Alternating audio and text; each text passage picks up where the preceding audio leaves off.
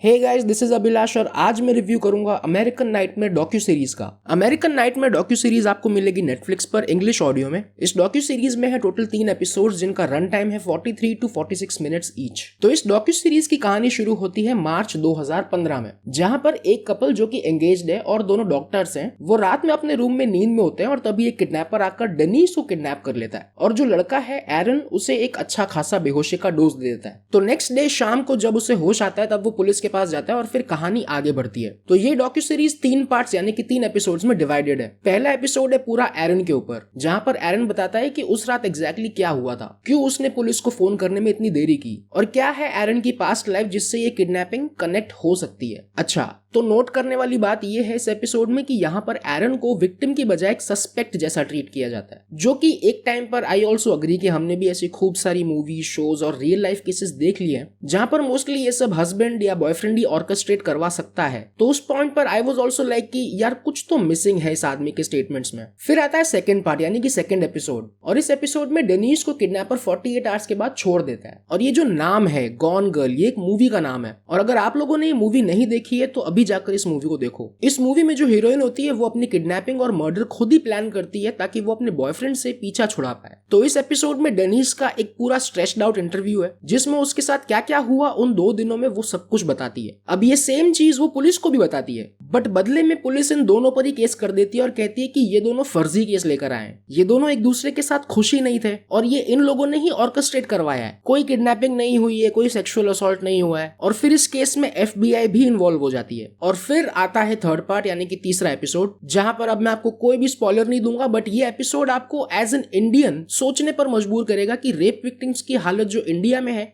वो सेम हालत USA में भी है। और मतलब चलो, अगर आप कोई केस रिपोर्ट करवाते हो अपने यहाँ पे तो कम से कम पुलिस अपनी चेयर छोड़कर थोड़ा इधर उधर घूमती तो है। साला USA की पुलिस एक कमरे में बैठ के रिपोर्ट बना रही है कि हमने केस सॉल्व कर लिया, और ये सब एक मूवी का प्लॉट है। और जबकि सबूत सामने है, मेडिकल रिपोर्ट्स में आता है कि सेक्सुअल असॉल्ट हुआ है, कार चोरी हुई है, घर में ब्रेक इन हुआ है, फिर भी पुलिस बस एक कमरे में बैठी हुई है। बट ओवरऑल ये लास्ट एपिसोड बहुत ज्यादा ट्विस्ट एंड टर्न से भरा हुआ था और आप लोग जी भर के गालियां देने वाले हो इस पुलिस डिपार्टमेंट को। फिर इस डॉक्यू सीरीज में रियल फुटेजेस का बहुत अच्छे से यूज किया और यहाँ तारीफ करनी बनती है एडिटिंग डिपार्टमेंट की। बाकी इंटरव्यूज वाले सेक्शन में आपको इस केस से रिलेटेड जो भी द मोस्ट इंपॉर्टेंट लोग हैं उन सभी के इंटरव्यूज मिल जाएंगे। और जाते जाते ये डॉक्यू सीरीज अपने पर्पस को जस्टिस भी सर्व करती है, क्योंकि एंड में आपको हर एक सवाल का जवाब मिलता है। और वैसे तो मैं डॉक्यूमेंट्रीज को रेट नहीं करता, बट मैं स्ट्रांगली रेकमेंड करूंगा कि आप लोग एक बार ये सीरीज देखो। आपको पुलिस सर्कस के साथ साथ मीडिया सर्कस भी समझ में आएगा कि इन दोनों के डायनामिक्स कैसे वर्कआउट करते हैं एक साथ। आपको समझ में आएगा कि पब्लिक ओपिनियन सेट करने में मीडिया की कितनी अहमियत होती है, फिर चाहे वो किसी की इमेज व्हाइट वॉश करनी हो या फिर किसी की इमेज को डिस्ट्रॉय करना हो। ये डायनामिक्स आपको इस डॉक्यू सीरीज में अच्छे से समझाया गया है। And that's it for this one. और ये रिव्यू अगर आपको लॉजिकल और हेल्पफुल लगा तो please don't forget like and subscribe. मैं मिलता हूं आपसे नेक्स्ट रिव्यू में, तब तक ध्यान रखो अपना।